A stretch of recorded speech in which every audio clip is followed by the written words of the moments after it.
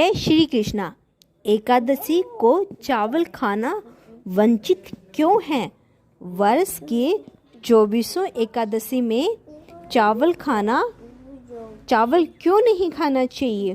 वैज्ञानिक और धार्मिक दृष्टिकोण से रोचक तथ्य है। एकादशी की एक घटना। ऐसा माना गया है कि यह घटना एकादशी को घटी थी।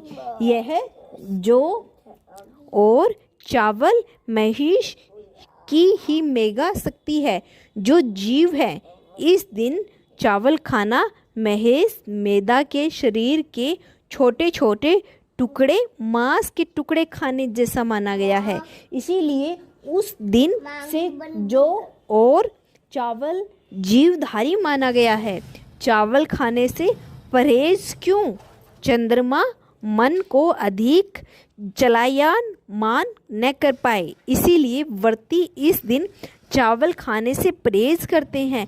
एक और पौराणिक कथा कि माता शक्ति के क्रोध से भागते भागते भयभीत महित मेघा ने अपने योग बल से शरीर को छोड़ दिया था और उनकी मेघा पृथ्वी में समा गई। वही मेधा जो और चावल के रूप में उत्पन्न हुई। चावल का जल से संबंध, जहाँ चावल का संबंध जल से है वहीं जल का संबंध चंद्रमा से है। पांचों ज्ञान इंद्रियां और पांचों कर्म इंद्रियां पर मन का ही अधिकार है।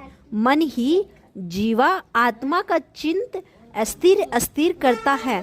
मन और श्वेत रंग के स्वामी भी चंद्रमा ही है, जो स्वयं जल रस और भावनाओं के कारण।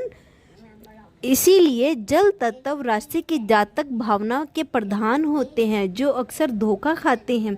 चावल न खाने की सलाह क्यों? वर्ष के 24 एकादशी में चावल न खाने की सलाह दी जाती है।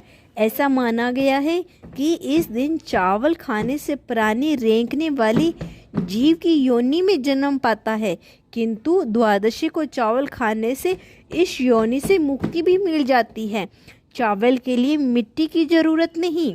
आज जो भी जौ और चावल को उत्पन्न होने के लिए मिट्टी की भी जरूरत नहीं पड़ती। केवल जल का छिंटा मारने से ही ये अंकुरित हो जाते हैं। उनको जीव रूप मानते हुए एकादशी को भोजन के रूप में ग्रहण करने से प्रेरित किया गया है, ताकि सात्विक रूप से विष्णु शवम रूप एकादशी का व्रत संपन्न हो सके। ऐसे हुए चावल की उत्पत्ति। शास्त्रों में एक पौराणिक कथा भी है।